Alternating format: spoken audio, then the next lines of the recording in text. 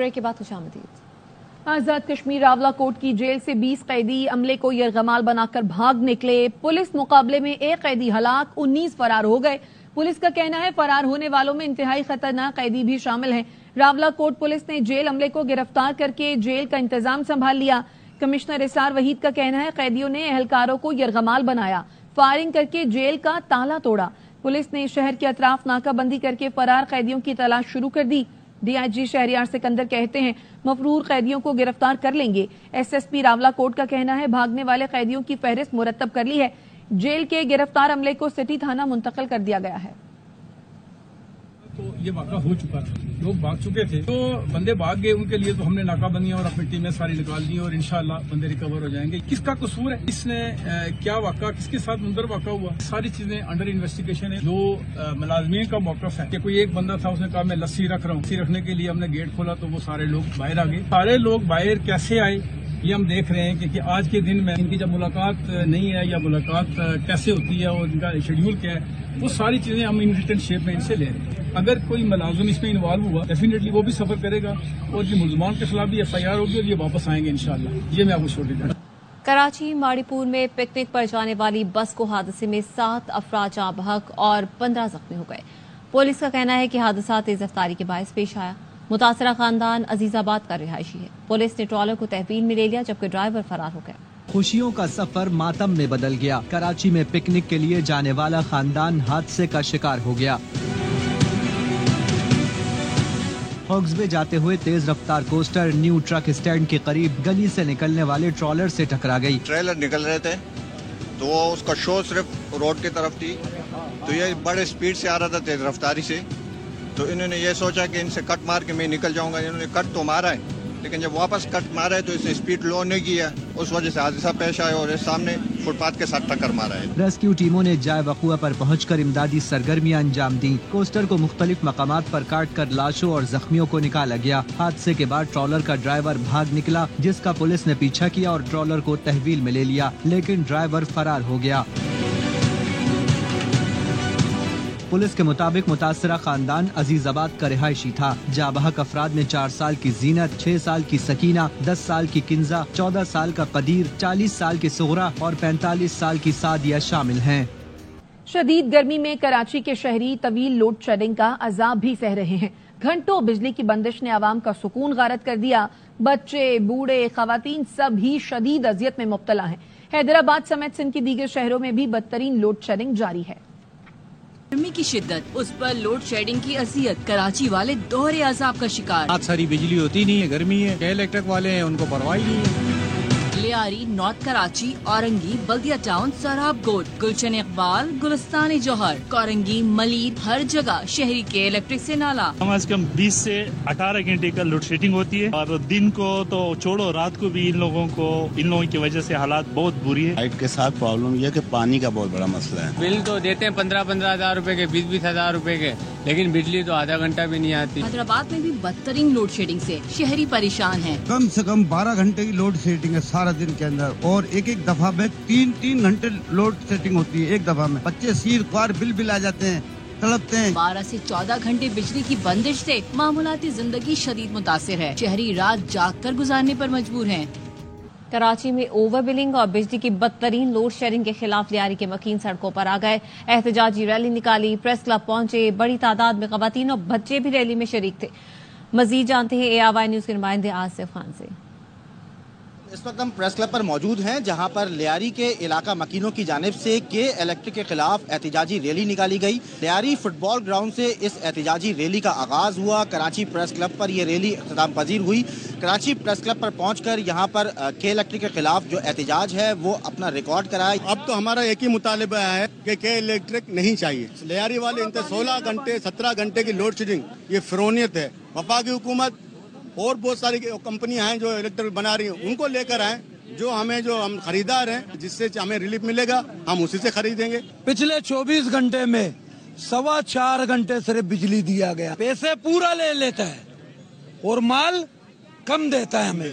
میں کہ الیکٹرک نہیں کہوں گا اب اس کو، یہ ہے قاتل الیکٹرک۔ لوگوں کا کہنا یہ ہے کہ 24 گھنٹوں میں سے صرف 4 گھنٹے سے 5 گھنٹے جو ہے وہ لائٹ آتی ہے، اس کے علاوہ ہزاروں روپے کے بلز ہیں جو انہیں دے دیے جاتے ہیں اور جس کی وجہ سے ان کا جو گزارا ہے وہ شدید مشکل ہے. تو اس وقت بھی جو احتجاج ہے وہ تاحال جاری ہے. سندھ کے تیسرے بڑے شہر سکھر میں بجلی کا بحران سنگین ہو گیا. مختلف علاقوں میں 16 گھنٹوں کی لوڈ شیڈنگ جاری ہے. عوام اعلانیہ اور غیر اعلانیہ لوڈ شیڈنگ سے ذہنی اذیت میں مبتلا ہو گئے ہیں. عوام نے وفاقی حکومت سے سیپکو انتظامیہ کی نااہلی کا نوٹس لینے کا مطالبہ کیا ہے. دیکھیے جہانزیب وسیر کی یہ رپورٹ. سکھر اور اس کے گردونواح کے علاقوں میں بجلی کی لوڈ شیڈنگ کا جن ایک دفعہ پھر بے قابو ہو گیا ہے. شہر میں بجلی کی لوڈ شیڈنگ کا دورانیہ 12 گھنٹوں سے تجاوز کر گیا ہے، جبکہ مختلف علاقوں میں 16 گھنٹے تک کی لوڈ شیڈنگ جاری ہے. طویل لوڈ شیڈنگ سے شدید گرمی میں معاملات زندگی متاثر ہو کر رہ گئے ہیں. لائٹ تو یہاں پہ ہے ہی نہیں، آدھا گھنٹہ آتی ہے، 1 گھنٹہ پھر گم، بہت پریشان کر دیا ہے. 12 سے 16 گھنٹے کی لوڈ شیڈنگ ہو رہی ہے. اس سے جو ہے نا کاروبار بہت متاثر ہو رہا ہے. بابڑا لوگوں کسی کو احساس ہی نہیں ہے کہ جو ہے کسی کے گھر میں بچے خود تو 2 منٹ گرمی میں چل کے دکھائیں. پرانا سکھر، شالیمار سمیت متعدد علاقوں میں بجلی کی لوڈ شیڈنگ نے لوگوں کا جینا اجیرن کر دیا ہے، جبکہ کاروباری حضرات اور گھریلو صارفین بھی بجلی کی آنکھ مچولی سے تنگ ہو گئے ہیں. جیسے پرانے سکھر ہے، کچی ایریاز، وہاں پہ بجلی ہے ہی نہیں. لائٹ 1 گھنٹہ دے رہے ہیں، 2 گھنٹے بند کر رہے ہیں. اپنی مرضی کا بھیج رہے ہیں، یونٹ اپنی مرضی کے لگا رہے ہیں. آخر بجلی والے چاہتے کیا ہیں؟ شہریوں کا کہنا ہے کہ سیپکو حکام کی نااہلی کا خمیازہ غریب عوام کو بھگتنا پڑ رہا ہے. بجلی کی عدم دستیابی پر انہیں نہ رات کو سکون ہے، نہ ہی دن کو چین. قیامت خیز گرمی میں سیپکو کی جانب سے غیر اعلانیہ لوڈ شیڈنگ نے سکھر کے شہریوں کو دوہری اذیت میں مبتلا کر دیا ہے. کیمرہ مین محمد علی سولنگی کے ساتھ جہانزیب وسیر، ARY نیوز سکھر. سوابی میں بھی بجلی کی غیر اعلانیہ لوڈ شیڈنگ کے خلاف مکمل ہڑتال کی گئی. ایکشن کمیٹی کی کال پر شہر بھر میں شٹر ڈاؤن اور پہیہ جام احتجاج کیا گیا. گرمی کے ستائے شہری سڑکوں پر نکل آئے. شہر بھر کے کاروباری مراکز اور اہم شاہراہیں بند کر دی گئیں. کارخانوں چوک، ٹوپی، زیدہ سٹی، شیوا اڈا، امن چوک اور دیگر مقامات پر مظاہرے کیے گئے. ایکشن کمیٹی کے صدر ندیم شاہ نے کہا تربیلا ڈیم سوابی میں پانی سے بجلی پیدا کر رہا ہے، لیکن حکومت سوابی والوں کو تیل کے نرخ پر بجلی دے رہی ہے. طویل تعطل بھی جاری ہے. 12 گھنٹے کی لوڈ شیڈنگ برداشت نہیں کریں گے. کہیں بجلی کی لوڈ شیڈنگ ہو رہی ہے تو لاہور کے مختلف علاقوں میں گیس کی بندش شہریوں کو شدید مشکلات کا سامنا ہے. اس وقت ARY نیوز کی نمائندہ سدرا غیاث گلبرگ ماڈل کالونی میں موجود ہیں، جہاں 1 ماہ سے گیس کا سنگین بحران ہے. مزید ان سے جانتے ہیں. جی سدرا، کیا اپڈیٹس ہیں؟ جی بالکل، اس وقت میں گلبرگ کے علاقے ماڈل کالونی میں موجود ہوں، جہاں پر گزشتہ 1 ماہ سے گیس کی بندش کا یہاں پہ رہائشیوں کو سامنا کرنا پڑ رہا ہے، جس کے باعث ان کو بہت مہنگے داموں سلنڈر بھروانے پڑ رہے ہیں. گیس بھی نہیں چل رہی اور 4-4 ہزار کا بل بھی جو ہے وہ ان کو پے کرنے کے لیے دیا جا رہا ہے گورنمنٹ کی جانب سے. ہم لوگ بہت پریشان ہیں. اپیل کرتے ہیں افسران بالا سے مسئلے کا فوری طور پر نوٹس لے. کمپلینس کروائیں گے؟ کمپلین بہت کروائی ہیں. ابھی میرے پاس ریکارڈ ہے کمپلین کا. یہ بل لے کر گئے ہیں، دفتر میں گئے ہیں. یہ بل گیس آ نہیں رہی اور بل آ رہا ہے. بالکل، آپ نے یہاں پہ سنا کہ علاقہ مکین جو ہیں وہ سراپا احتجاج ہے. ان کا یہ کہنا ہے کہ حکومت جو ہے وہ شہریوں کو ان کی بنیادی ضرورت فراہم کرے تاکہ ان کو بھی ریلیف مل سکے. جی خبریں اور بھی ہیں، شامل کریں گے اس بریک کے بعد. ہمارے ساتھ رہیے.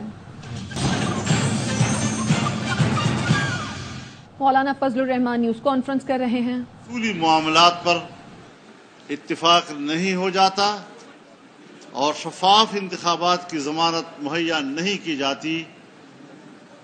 منانے اور اسلام نے ایک موقف اختیار کیا ہے اور جمعیت علماء اسلام ایک فریق کی حیثیت رکھتی ہے. جب تک اصولی معاملات پر اتفاق نہیں ہو جاتا اور شفاف انتخابات کی ضمانت مہیا نہیں کی جاتی، منانے اور راضی کرنے کے الفاظ کا کیا معنی؟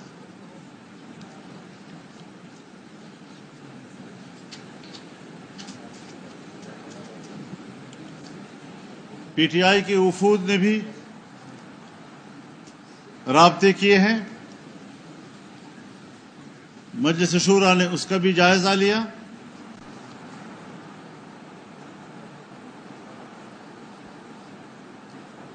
مرکزی مجلس شورا کی رائے میں پی ٹی آئی کے خلاف 10-12 سال قبل سے ہمارا موقف اور اس حوالے سے ہمارے تحفظات بہت سنجیدہ ہیں.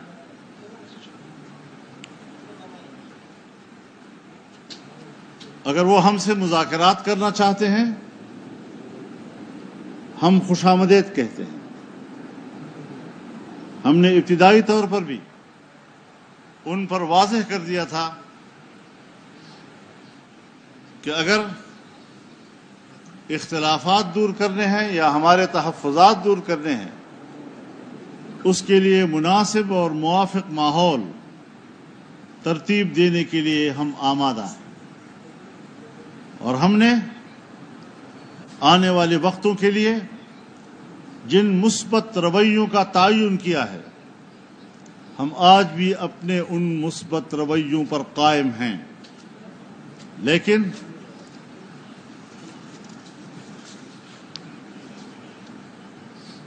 یہ بات سمجھنے کی ہے بصد احترام کہ پاکستان تحریک انصاف کی قیادت میں اب تک کسی یکسوئی کا فقدان ہے۔ پارٹی کے سربراہ کی طرف سے وفود آتے ہیں، وہ ہمارے ساتھ معاملات کو طے کرنے کی ہدایات لے کر آتے ہیں، لیکن اس وقت تک انہوں نے کسی مذاکراتی ٹیم کا باضابطہ اعلان نہیں کیا ہے۔ دوسری طرف سنی اتحاد کونسل کے سربراہ،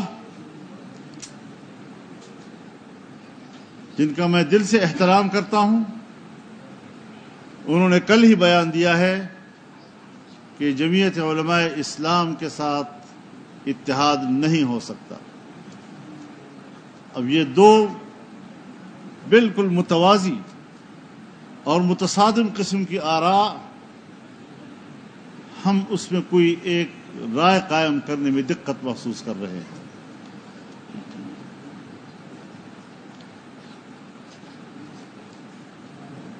تاہم ایک بہتر سیاسی ماحول تشکیل دینے میں ہمیں کوئی ہچکچاہٹ نہیں ہے۔ سیاسی جماعت اختلافات کو طے کرنے کے لیے نہ مذاکرات کا انکار کرتی ہے اور نہ مسئلے کے حل کا انکار کرتی ہے۔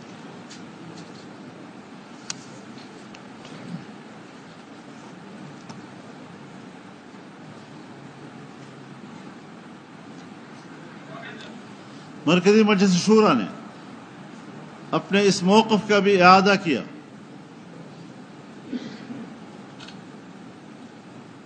کہ آئین تمام اداروں کے دائرہ کار کا تعین کرتا ہے، بشمول افواج پاکستان کے تمام ادارے اپنے دائرہ کار سے وابستہ ہو جائیں، ملک اور قوم کے لیے اپنا کردار جو آئین متعین کرتا ہے ادا کرتے رہیں۔ ملک کی دفاع کا مسئلہ ہو، پوری قوم شانہ بشانہ کھڑی ہے، فوج کے ساتھ کھڑی ہے، لیکن سیاسی معاملات میں مداخلت خود ان کے اپنے حلف کی بھی نفی کرتا ہے اور آئینی تقاضوں سے بھی متصادم ہے، جسے ہم تسلیم کرنے کے لیے تیار نہیں ہو سکتے۔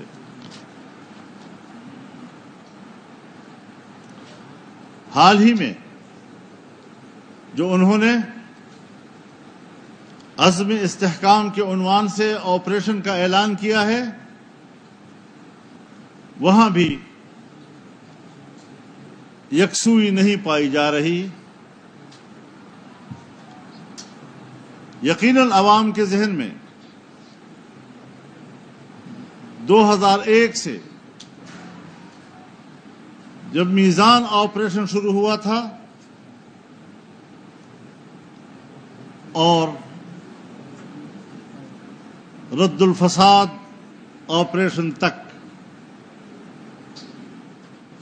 جتنی بھی آپریشنز ہوئے ہیں دہشت گردی کے خلاف، آج دہشت گردی کی شرح کیوں کر 2001 اور 2 سے 10 گنا زیادہ ہو گئی۔ مرض بڑھتا گیا جوں جوں دوا کی۔ قوم کو اعتماد نہیں رہا ہے، پھر لوگ گھر بار کیوں چھوڑیں گے؟ اور 2 روز کے بعد وزیر اعظم ہاؤس سے اس کی وضاحت جاری ہوئی. کچھ معلوم نہیں کہ اب لوگ کس بیان کی طرف متوجہ ہوں. پورے ملک میں ایک اضطراب، 2 صوبوں میں خاص طور پر ایک اضطراب. عوام صبح و شام کنفیوز ہیں، غیر محفوظ ہیں، گھر سے باہر نکلتے ہیں، یقین نہیں ہوتا کہ ہم گھر واپس صحیح سلامت لوٹ سکیں گے یا نہیں.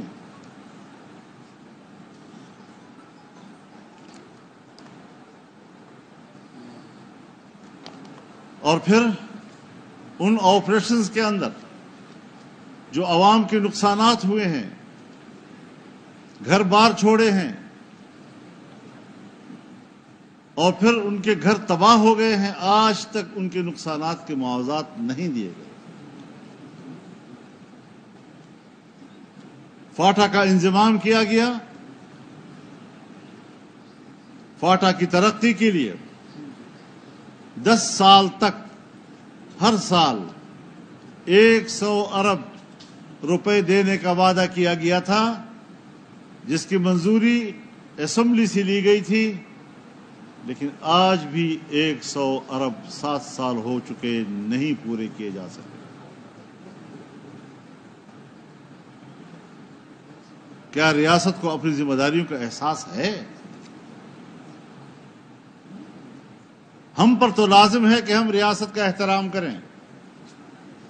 ہم پر تو لازم ہے کہ ہم ریاست اور ریاستی اداروں کے خلاف زبان نہ کھولیں. لیکن کب ان کو اپنی ذمہ داریوں کا احساس آئے گا؟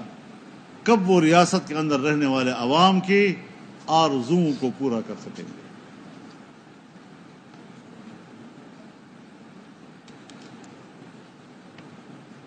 جمعیت علماء اسلام پاک چائنا تعلقات کی مکمل حمایت کرتی ہے، اس کو مضبوط سے مضبوط تر دیکھنا چاہتی ہے. ان کے استحکام اور دوام استحکام کی آرزومند ہے، لیکن ہم ابھی تک پاکستان میں سرمایہ کاری کے لیے چائنا کا اعتماد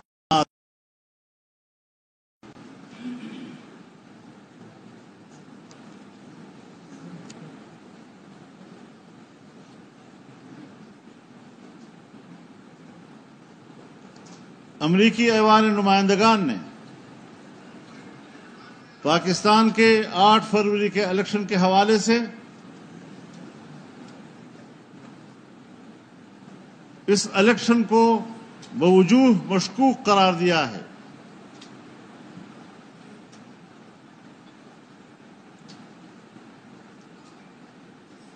ہر چند کہ ہم یہ سمجھتے ہیں، اور جمعیت علماء اسلام کی یہ واضح رائے ہے کہ امریکہ پاکستان کے معاملات سے دور رہے، اس پہ مداخلت کی ہم اجازت نہیں دیتے. تاہم پاکستان کی ریاست کہاں کھڑی ہے، اس کی خارجہ پالیسی کہاں کھڑی ہے؟ کیا یہ پاکستان کی سفارتی ناکامی نہیں؟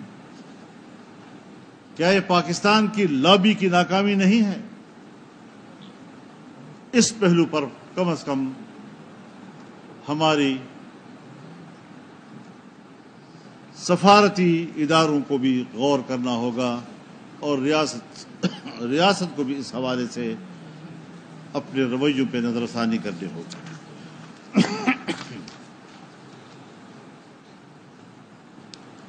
مرکزی مجلس شورا نے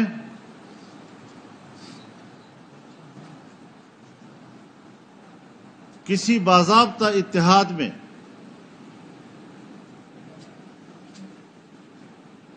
جانے کا انتظار کیے بغیر اپنے پلیٹ فارم سے جدوجہد جاری رکھنے کا فیصلہ کیا ہے.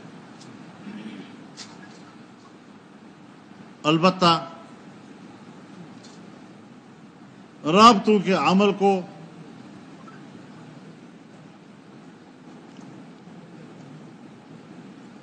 مثبت اور سیاسی عمل تصور کیا جائے گا،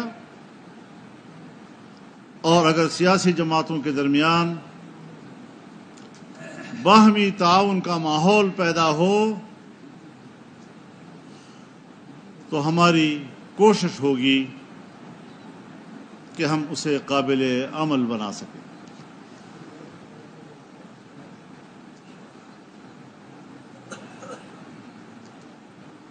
کہا گیا کہ ہم افغانستان کے اندر جا کر حملے کریں گے، یہ کوئی نئی بات تو نہیں ہے۔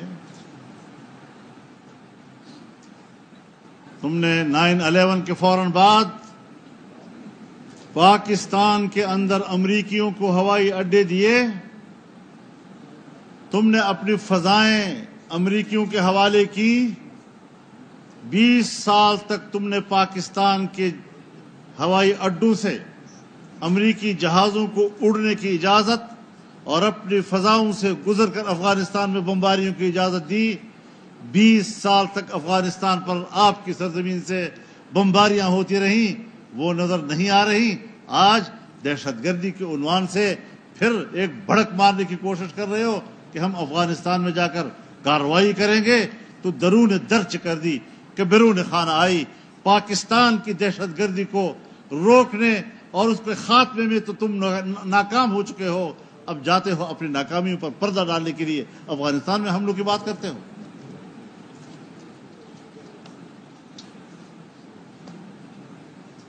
پہلے تو ہمیں اس بات کا جواب دیا جائے کہ خیبر پختونخوا میں حکومتی فنڈز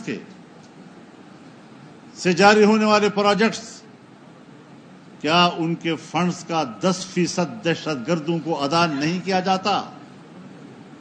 ریاست سے شہری کو سوال کرنے کا حق ہے کہ یہ تم دہشت گردوں کے معاون ہو یا دہشت گردوں کے مقابلے میں بے بس ہو۔ ہم ریاست کے لیے فکر مند ہیں، ہمیں ان طفل تسلیوں سے تسلیاں دینے کی کوشش نہ کی جائے، سنجیدہ گفتگو کی جائے، ہم معاملات کو آپ سے بہتر جانتے ہیں۔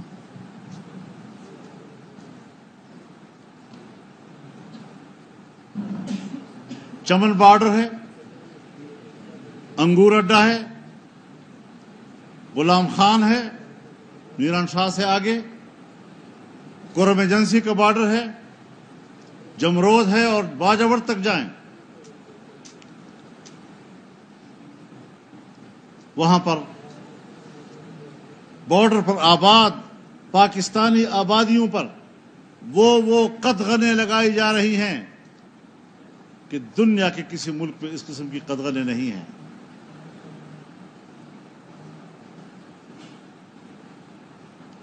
بہت سے سوالات ہیں، ہم وہ سوالات اٹھا کر ریاست کے لیے مشکلات نہیں پیدا کرنا چاہتے، لیکن اتنا ضرور کہتے ہیں کہ جو کچھ وہاں اقدامات ہو رہے ہیں، تم ہزار کہو کہ ہم ملکی مفاد میں کر رہے ہیں، نہ یہ ملکی مفاد میں ہے، اور اگر ہے تو کسی بیرونی آقا کے مفاد میں ہو رہا ہے۔ سوائے مقامی لوگوں کے معاشی قتل کے اس کا اور کوئی نتیجہ سامنے نہیں آ رہا۔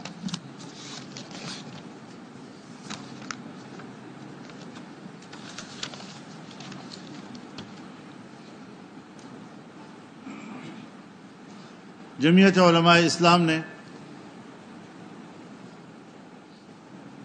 5 اگست کو، جس روز انڈیا نے کشمیر پر قبضہ کیا اور اپنے آئین کے آرٹیکل 370 کو حذف کر کے کشمیر کی مستقل حیثیت کا خاتمہ کیا، ہم پورے ملک میں یوم سیاہ منائیں گے۔ جمعیت علماء اسلام نے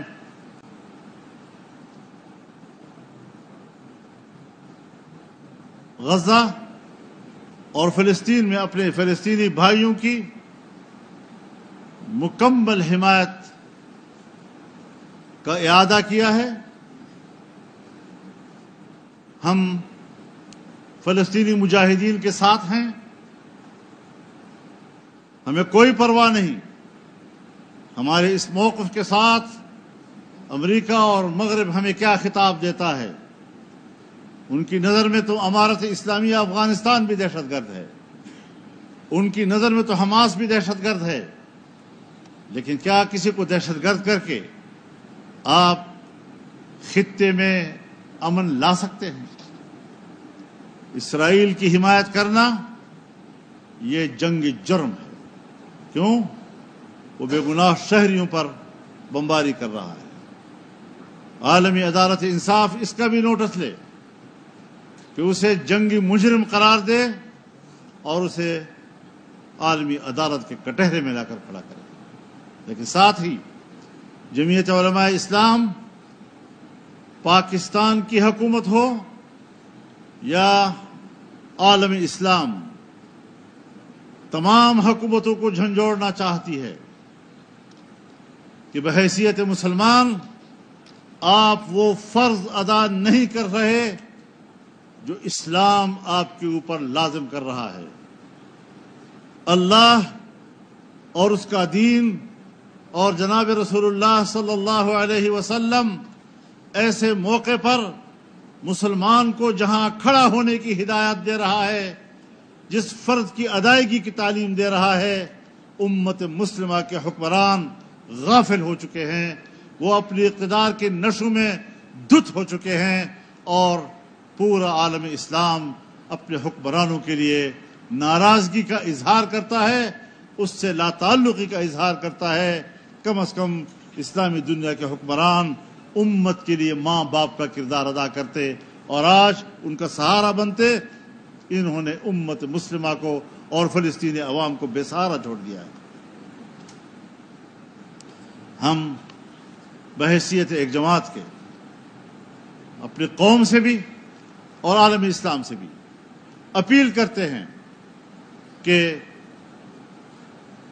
जहां हम सियासी हिमायत करेंगे, जहां हम अखलाकी हिमायत करेंगे। न्यूज़ बुलेटिन से फिलहाल इतना ही। देखते रहिए ARY न्यूज़।